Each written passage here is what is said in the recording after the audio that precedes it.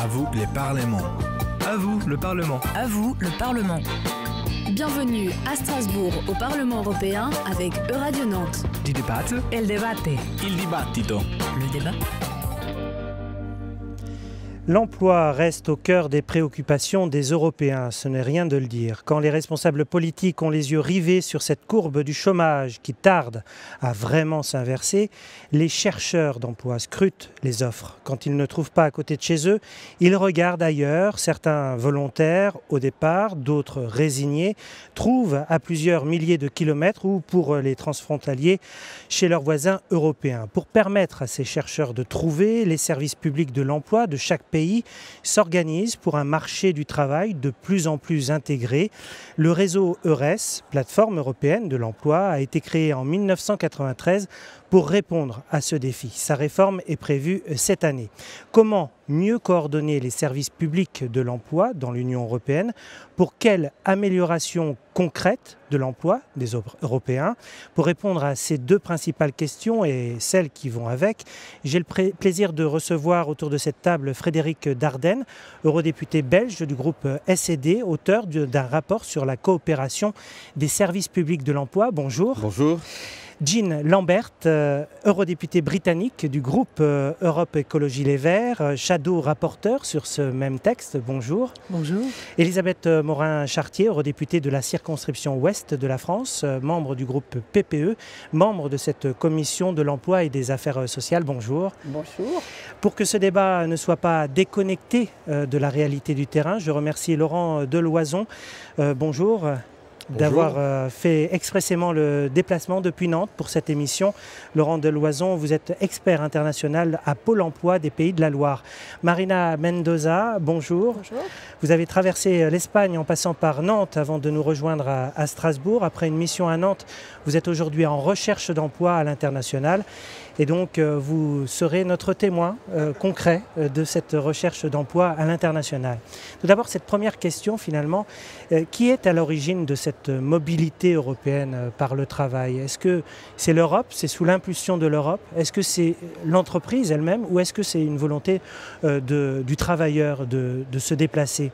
Qui veut répondre à cette première question? Elisabeth Morin-Chartier. Écoutez, spontanément, traditionnellement, ça n'était pas dans le passé la volonté du travailleur de se déplacer. Mais de plus en plus, avec l'organisation européenne, on voit que les comportements ont changé et donc que ces comportements historiques sont devenus aujourd'hui beaucoup plus dynamiques. Aujourd'hui, on a une Europe avec une libre circulation des travailleurs entre pays européens. C'est un grand principe fondamental. Et puis le deuxième point, c'est que depuis les réformes de l'Europe de Bologne, l'articulation et l'homogénéisation des niveaux de formation, on voit que de plus en plus, et ça c'est tout à fait fantastique, les jeunes sont habitués au cours de leurs études à avoir cette ouverture internationale. Et troisième argument, c'est que bien dans cette mondialisation, on résiste mieux, nous, les 28 États membres, si on est encore plus structuré au niveau européen. Donc, l'histoire et la réalité d'aujourd'hui nous poussent à avoir encore plus d'organisation pour répondre. Et puis, on est face à la crise. Et face à la crise, on est tous plus forts ensemble. Donc, plus de résistance ensemble, c'est la raison pour laquelle le Fonds social européen est là aussi pour aider à la dynamique de l'emploi. Jean Lambert, un récent sondage en France a montré que 50% des jeunes de 18 à 24 ans sont partants pour aller travailler ailleurs, à l'étranger. Sur ces 50%, il y en a un tiers qui sont déjà en situation de travailler à l'étranger, qui disent on est très bien à l'étranger, on ne va pas revenir en France. Bon, là, ce sont les jeunes Français. Est-ce que vous pensez qu'aujourd'hui, les travailleurs qui vont à l'international, y vont volontairement, par volonté de découvrir l'autre, d'avoir une expérience professionnelle ailleurs, ou est-ce que c'est par nécessité finalement, par manque de travail dans leur pays? Je crois que c'est un peu tous les deux. Il y a, par exemple, à Londres en ce moment, on entend beaucoup plus de voix espagnoles il y a 5 ou 6 ans, que c'était la langue polonaise. Et je sais bien que maintenant, on a des gens espagnols, des gens qui viennent de la Grèce pour travailler là, parce qu'on sait très bien qu'il y a un manque de travail chez eux. Mais aussi, il me semble qu'il y a plein de gens qui aussi ont envie de découvrir quelque chose de différent, d'essayer. Par exemple, il y a beaucoup de plus de gens britanniques qui sont prêts à voyager vers le continent de l'Europe. C'est pas en Europe, ça c'est un peu britannique, la Grande-Bretagne et puis l'Europe. Mais donc c'est un peu les deux choses. Mais je crois qu'il y avait toujours des gens qui ont quitté le pays pour trouver du travail ailleurs. Selon vous, Frédéric Dardenne, qui a créé finalement cette mobilité? L'entreprise, le travailleur, l'Europe peut-être également? Je pense qu'il y a plusieurs aspects, mais au-delà de qui l'a créé, je pense que c'est un fait aujourd'hui. Je pense que c'est un fait. On voit qu'il y a une mobilité au niveau des entreprises. Je pense qu'il faut une mobilité au niveau des travailleurs et que cette mobilité est enrichissante. Pour le travailleur. Elle n'est pas nécessairement facile et elle n'est pas encore, me semble-t-il, encore grandement dans les mentalités. Car déménager, on parlait tout à l'heure des jeunes, je pense qu'au niveau des jeunes, ça rentre dans les mentalités. J'ai une fille qui est à l'université et qui est à l'université dans un pays étranger au nôtre et qui ne pense qu'à voyager. Et je suis heureux de cela. Je pense que chez les jeunes, c'est rentré dans les mentalités. Au niveau des moins jeunes, au niveau des personnes qui ont construit une famille, c'est peut-être plus difficile. Et donc, il faut vraiment que ça soit une mobilité volontaire, une mobilité que l'on facilite. Et je crois que l'Europe est là pour faciliter cette mobilité, notamment parce qu'il y a une nécessité parfois pour certains travailleurs de pouvoir être mobiles pour trouver un emploi adapté à ses qualifications. Laurent Deloison, quel est le constat que vous faites au niveau du pôle emploi des Pays de la Loire? Finalement, cette mobilité, elle a été engendrée par qui? C'est une belle question. Je crois qu'elle a été engendrée à la fois par des entreprises qui sont en recherche de compétences lorsqu'elles veulent se développer à l'international. Et puis, je pense qu'il y a aussi le rôle, on en parlait tout à l'heure avant le début de l'émission, le rôle très important du réseau EURES, qui a été créé en 1993 et qui, au fil du temps, monte en puissance et qui devient un véritable acteur de la mobilité au niveau intra-européen. Et au début du Pôle emploi, lorsqu'on est venu vers vous, les entreprises sont venues vers vous pour finalement chercher ce savoir-faire, cette compétence ailleurs, puisqu'ils ne la trouvaient pas forcément localement. Comment ça s'est passé, cette mise en relation entre l'offre et la demande? Je n'ai pas connu malheureusement cette époque. En fait, la partie emploi international a vu le jour avant la création de Pôle emploi, donc avec la NPE, dans le courant des années 90, donc ça fait maintenant plus d'une quinzaine d'années. Aujourd'hui, avec la création de Pôle emploi, qui existe maintenant depuis 2009, nous avons effectivement, pour la région des Pays de la Loire, donc 2 conseillères qui sont spécialisées sur l'emploi international, donc au niveau intra-européen, mais aussi extra-européen. Et ces collègues sont basés au sein de notre agence cadre. Et beaucoup d'entreprises du bassin d'emploi de Nantes connaissent cette activité et viennent, j'allais dire, de manière spontanée pour trouver de la compétence. Marina Mendoza, vous êtes venue à Nantes par nécessité ou par volonté? Par volonté principalement, et de toute façon je pense que les jeunes aujourd'hui, pour entrer sur le marché du travail, ils ont besoin d'avoir d'abord une première expérience à l'international, puisque la plupart des entreprises demandent forcément de l'expérience. Malheureusement, la durée des études tend parfois et de plus en plus à s'allonger, et dans les programmes d'aide à la mobilité, je me rends compte que très souvent l'un des critères principaux c'est l'âge. Alors j'aurais voulu savoir s'il existait ou si vous aviez pour idée de créer ce genre de programme à la mobilité pour les personnes de plus de 30 ans. C'est vrai que les études mènent à des âges au-delà de 30 ans maintenant. Elisabeth Morin-Chartier. C'est une excellente remarque, parce que quand nous avons travaillé sur la réécriture du Fonds social européen pour la période 2014-2020, j'ai exactement posé en négociation sur la table avec le Conseil ce problème. Ces programmes-là, ils s'arrêtaient à 25 ans.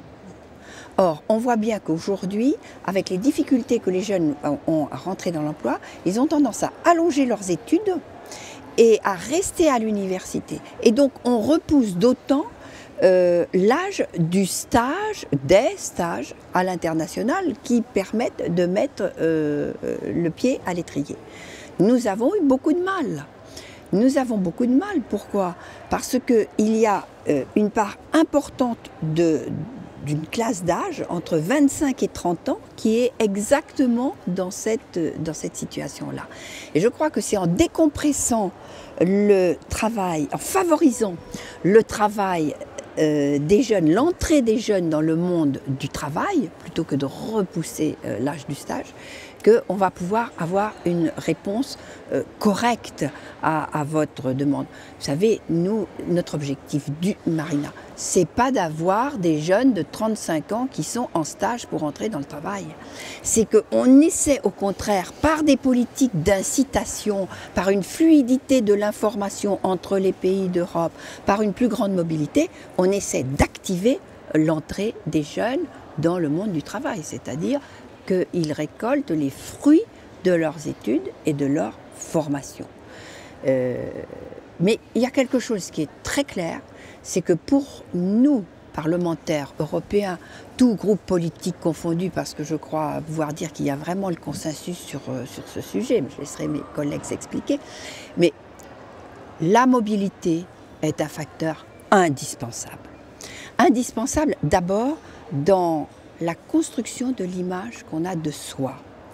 Et en fait, la réussite professionnelle, elle est d'abord liée à cette propre image qu'on a de soi. Et moi, y compris pour des jeunes sortis sans qualification des systèmes de formation, qui ne parlent pas de langue étrangère ni quoi que ce soit, je leur fais faire des programmes de mobilité européenne, parce que c'est la façon qu'ils ont de reprendre pied dans la vie, mais aussi avec leur propre image, et de pouvoir ensuite, avec l'aide de conseillers, envisager un cheminement de formation et un cheminement professionnel. Frédéric Dardenne. 3 petites considérations par rapport à ce qui vient d'être évoqué. Moi, je pense que la mobilité, en effet, ce n'est pas que les jeunes, ce n'est pas que les jeunes de moins de 30 ans. Je pense que ça doit être toute génération. Ça doit être la mobilité des jeunes qui étudient, ça doit être la mobilité des travailleurs, qu'ils soient jeunes ou moins jeunes. Je crois qu'il faut favoriser la mobilité dans une Europe qui se construit, et une Europe qui se construit notamment sur le thème social. Et c'est pour ça que je voudrais ajouter aussi l'élément qu'il ne faut pas que cette mobilité suscite ou alimente une concurrence entre les travailleurs et qu'il y ait une forme de rejet de l'autre. Et je crois que c'est un élément important, et c'est pourquoi il faut que ce soit une mobilité dans l'égalité des droits. Ça doit être une mobilité égalitaire. Je crois que c'est un élément important par rapport à cette notion de mobilité. Au-delà de la mobilité est nécessaire à tout âge et la non-concurrence, il y a alors le thème de la plateforme des services publics de l'emploi, où là, au-delà de cet aspect mobilité, c'est aussi de réfléchir, de travailler ensemble sur base des besoins de qualification dans chacun des pays, des demandeurs d'emploi, du réservoir de demandeurs d'emploi, des expériences en termes de comment lutter contre le chômage, et avoir cet échange-là d'expérience, de voir les indicateurs, de voir aussi comment ces services publics de l'emploi qui travaillent avec des acteurs de terrain peuvent formuler des suggestions au niveau européen pour que les orientations, les axes de politique européenne en matière de lutte contre le chômage soient le plus efficaces possible. C'est aussi un élément important. Concrètement, Marina Mendoza, lorsque vous allez voir Pôle emploi, alors vous ne rencontrez pas forcément Laurent Deloison, mais qu'est-ce qu'on vous dit sur votre recherche spécifique à l'international? Quel est le constat? Le constat, par exemple, ce réseau EURES, je n'en avais pas entendu parler encore. Moi, je me suis inscrite très récemment à Pôle emploi, donc je n'ai peut-être pas encore rencontré tous les bons interlocuteurs, mais effectivement, il existe, j'imagine, d'autres sites aussi pour faire de la recherche d'emploi à l'international. Ouais. Alors, quand Marina Mendoza vous dit ça, je travaille à l'international, je recherche un emploi à l'international et je viens d'apprendre là, en venant à Strasbourg, participer à ce débat, je viens de connaître le réseau EURES. Ça illustre un fait très important, c'est qu'effectivement, le réseau, l'outil EURES est encore méconnu en France. C'est la raison pour laquelle la Direction générale de Pôle emploi a décidé déjà d'augmenter en France le nombre de conseillers labellisés EURES. Donc aujourd'hui, en France, nous avons 100 conseillers qui ont la labellisation EURES. L'objectif, c'est d'arriver à 150 d'ici un an ou deux. Mais c'est clair que ce réseau, aujourd'hui, à mon sens, n'est pas suffisamment étoffé. C'est clair. Si je prends, excusez-moi Cyril, si je prends le cas de la région Pays de la Loire, effectivement, aujourd'hui, nous avons 2 conseillères EURES et nous en aurons une 3e qui sera opérationnelle à la fin de cette année. Bon. Et c'est vrai que 3 conseillères EURES, au vu du poids économique et démographique de la région Pays de la Loire, c'est peu de choses. Jean Lambert. Oui, je crois que ce n'est pas seulement la France que le réseau EURES n'est pas vraiment connu, c'est la même chose, je crois, chez moi. Et je crois que c'est un peu parce que c'est toujours un peu régional, transfrontalière, au niveau régional. Mais aussi peut-être, et ça je voudrais demander si c'est aussi question de niveau de qualification, niveau de compétences.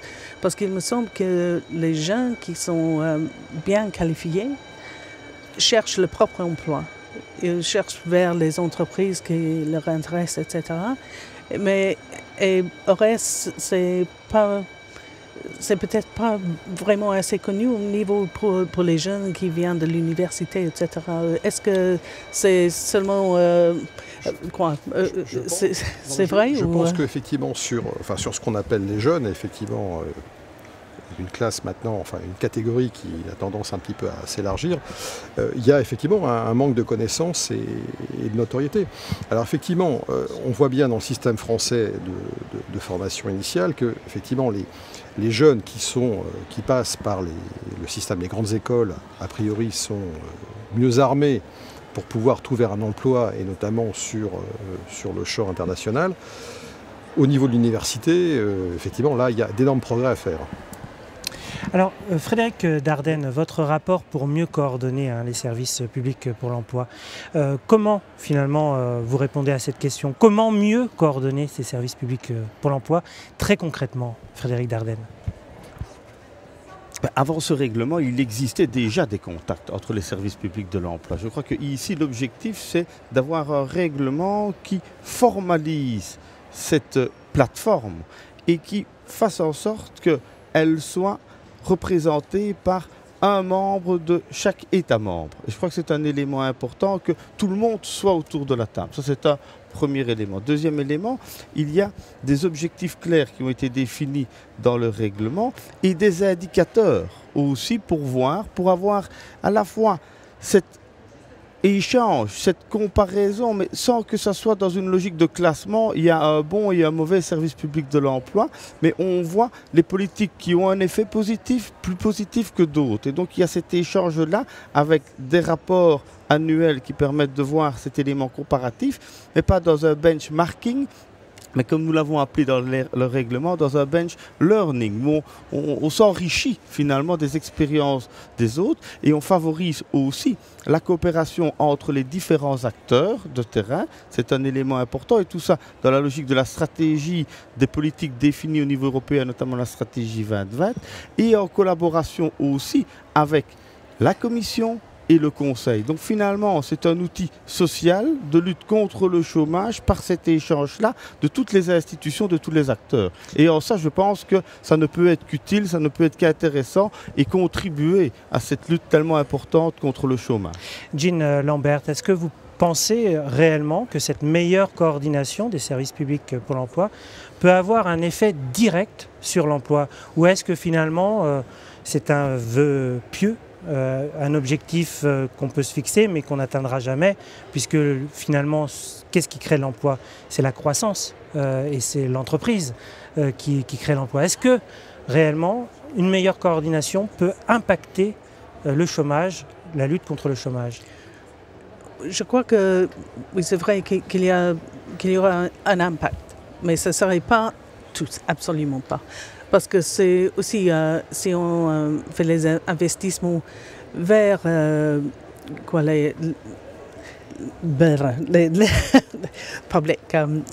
services d'emploi public.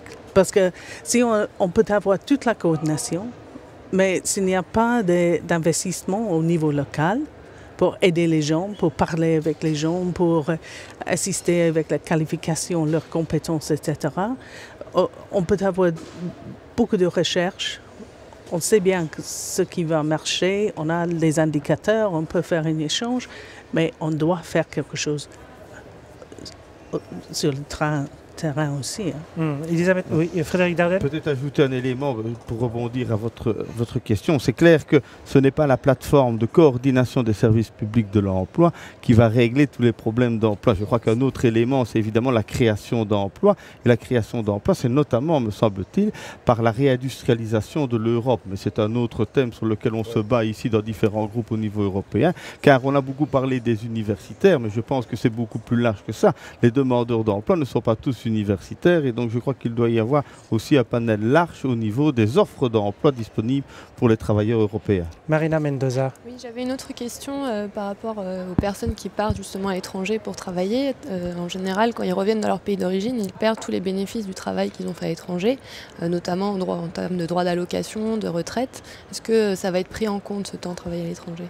Elisabeth Morin-Chartier. C'est exactement les sujets sur lesquels nous sommes en train de faire avancer la législation européenne pour éviter à la fois le préjudice pour les travailleurs, parce que voilà, ça c'est vraiment un frein à la mobilité européenne. Ne pas pouvoir comptabiliser ces années de travail pour la retraite, par exemple, ou avoir des systèmes de protection sociale différents, avoir des congés de maternité différents à travers l'Europe. Bon, avoir du temps de travail extrêmement diversifié.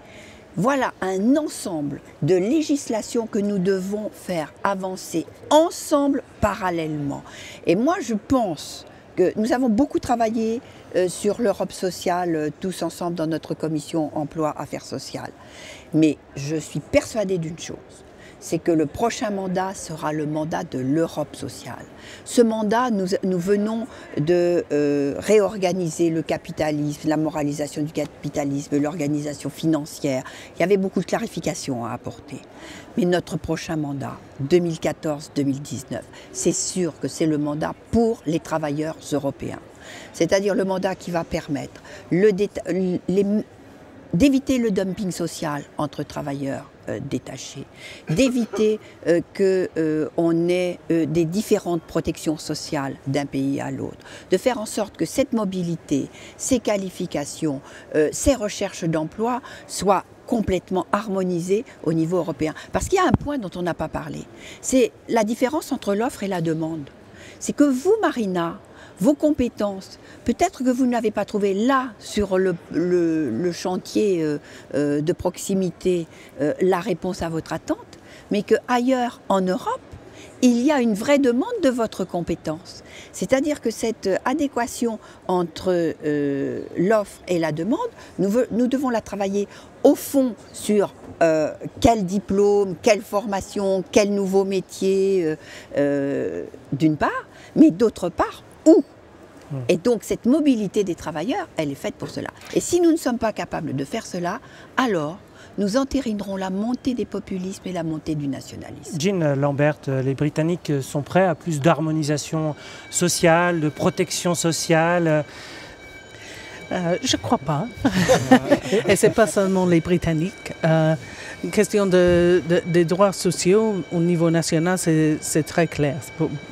Je crois que pour tous les gouvernements en Europe. Mais on a déjà le système de coordination pour la sécurité sociale qui existe entre les pays. Et donc avec ça, on ne perd pas les droits vers, par exemple, pension de retraite. pour les services publics. Hein. Mais si on a une pension de retraite liée au travail, ça c'est plus compliqué. Et ici, on a essayé de faire ça avec les supplementary pensions, les pensions supplémentaires. Oui, et ça, c'était vraiment une histoire où on a presque... on n'a pas de grandes réussites. Hein.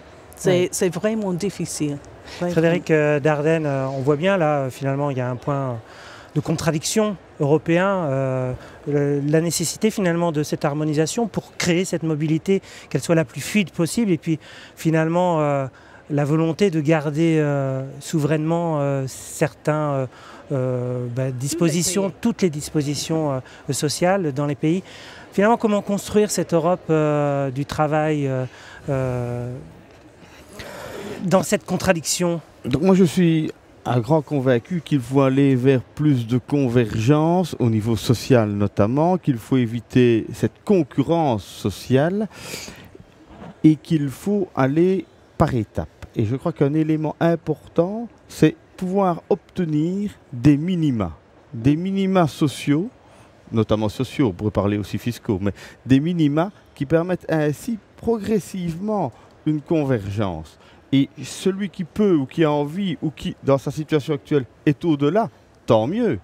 Mais qu'il y ait en tout cas des minima, et notamment un salaire minimum, notamment des minima en termes de droits, en termes de durée de travail. Je pense que ce sont des éléments, et demain des minima en termes de sécurité et de protection sociale aussi. Et je crois que c'est par ces phases-là que l'on va pouvoir progresser et avancer vers une Europe plus solidaire. C'est un élément fondamental. Laurent, je suis d'accord avec Frédéric, mais ce qu'il faut bien dire à tous nos concitoyens européens, c'est que l'Europe ne se fait pas avec des reculs en arrière. C'est-à-dire que les droits acquis dans un pays sont acquis. Et donc, ce qu'on fait, c'est essayer de ramener vers ces minima que nous sommes en train de discuter, ceux qui ne sont pas couverts. Donc vous voyez, c'est une Europe de la progression, ça n'est pas une Europe de la régression. Laurent Deloison, les différences sur le droit du travail, la protection sociale, la fiscalité, est-ce qu'elles sont ces différences aujourd'hui les principaux freins à cette mobilité européenne par le travail? Je m'inscris complètement dans ce que disait M. Dardenne. Il est clair que les différences de régime en termes de protection sociale et de fiscalité entre pays de l'Union fait que ça constitue bien sûr un frein à la mobilité. Si on prend le revenu moyen en France avec le revenu moyen en Bulgarie et en Roumanie, évidemment, il y a très peu de rapports. Donc il y a plusieurs choses. Donc différence de revenus, différence de système de protection sociale, différence fiscale, vous l'avez évoqué tous les deux. C'est clair que ce sont des freins. Et concrètement, le travailleur qui veut aller à l'international, il vous pose ces questions-là. Lorsque je vais revenir, est-ce que je vais avoir un droit au chômage? Bien sûr. Tous les candidats à la mobilité qui passent par chez nous posent ce genre de questions, et c'est tout à fait normal. Et c'est la raison pour laquelle on a mis en place à Nantes effectivement des ateliers donc multithèmes plusieurs fois par an, donc qui traitent de ces questions de fiscalité et de protection sociale. Parce que c'est clair que quand les gens sont prêts à s'expatrier pour travailler plusieurs années, ils ont envie de savoir quelle sera leur situation le jour où ils reviendront. Marina Mendoza, sur cette question qui peut rejoindre la question de la précarité à laquelle vous êtes aussi confrontés. Oui, effectivement, je me rends compte aussi qu'en France, on essaye de lutter contre la précarité de l'emploi, et pourtant on crée de plus en plus de contrats à temps partiel, à durée déterminée, ou même avec des contrats aidés, mais avec des conditions d'accès quand même très spécifiques, avec des conditions particulières. Comment on lutte contre la précarité de l'emploi avec ce type de contrat? Je crois que le gouvernement a mis en place effectivement des contrats aidés, et je pense en particulier aux emplois d'avenir. Justement, l'idée c'était de de mettre le pied à l'étrier à un certain nombre de personnes qui étaient éloignées de l'emploi. Mais c'est clair que ce ne sont pas les contrats aidés qui, tout seuls, vont permettre de régler la situation du chômage. Mais sur cette question de la précarité tout de même, est-ce que finalement cette mobilité européenne ne crée pas aussi une certaine forme de précarité, d'instabilité, de fragilité pour le travailleur européen? Certes, il acquiert une compétence, peut-être, qu'il va valoriser ou pas, mais est-ce qu'il n'y a pas aussi dans les formes de mobilité une forme de précarisation de l'emploi européen? Nous, on est en train de travailler exactement dans le sens contraire, parce que toute la législation européenne que l'on fait est une législation qui est protectrice du travailleur mobile. Et d'ailleurs, nous travaillons régulièrement avec les syndicats européens. Moi, je co-préside le groupe de travail avec les syndicats européens. Je travaille avec eux tous les 15 jours, pratiquement. Et ils sont extrêmement demandeurs parce que pour eux, c'est aussi une façon de protéger leur travail. C'est protéger leurs droits, protéger leur travail. Derrière tout ça, qu'est-ce qu'il faut ?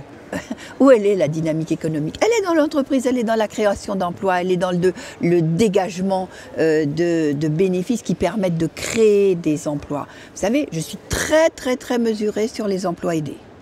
Parce que les emplois aidés, ça a un petit moment un effet buvard sur les chiffres de chômage, mais à un moment donné, vous vous tapez toujours dans le mur. Parce que l'emploi aidé, c'est pas de la création d'emplois. Hein. C'est quelque part un voile pudique qui est jeté sur une réalité. Mais la réalité, c'est qu'il faut qu'on puisse trouver au niveau européen des dynamiques d'entreprise, des dynamiques d'industrie, des dynamiques d'aménagement du territoire qui soient capables de redégager de la création d'emplois. Et la création d'emplois, ça ne se décide pas comme ça. Jean Lambert, sur cette question de la précarisation de l'emploi, est-ce que la mobilité participe à cette précarisation ou selon vous, non? Non, je crois qu'on peut avoir beaucoup de travail précaire si on reste chez soi. Hein? C'est plutôt ce qui arrive avec le monde du travail en ce moment. C'est pas vraiment la mobilité qui fait ça. Et je crois que, bien sûr, pour quelques-uns qui arrivent par exemple en Londres, on travaille dans un café pour améliorer la langue, etc. Et puis on se dégage, on va vers du travail plus sûr, plus bien payé, etc. Mais quand je dis on peut rester chez soi et avoir une vie précaire. Frédéric Dardenne, sur ce point-là, qui sera le mot de la fin d'ailleurs.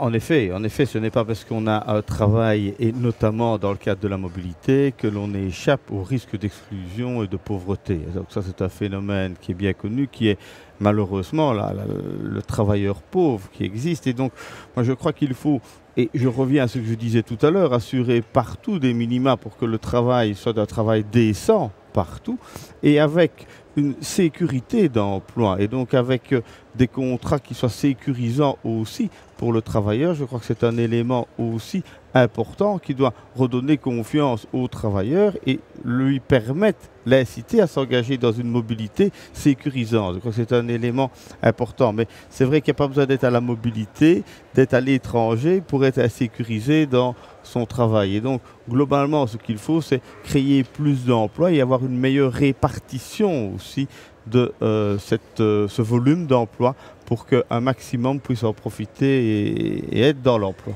Marina Mendoza, Elisabeth Morin-Chartier, Jean Lambert, Frédéric Dardenne, Laurent Deloison, merci d'avoir accepté ce débat. Merci. Merci. À vous, le Parlement. À vous, le Parlement. À vous, les parlements. C'était À vous le Parlement, vous pouvez le réécouter sur notre site le www.eradionant.eu.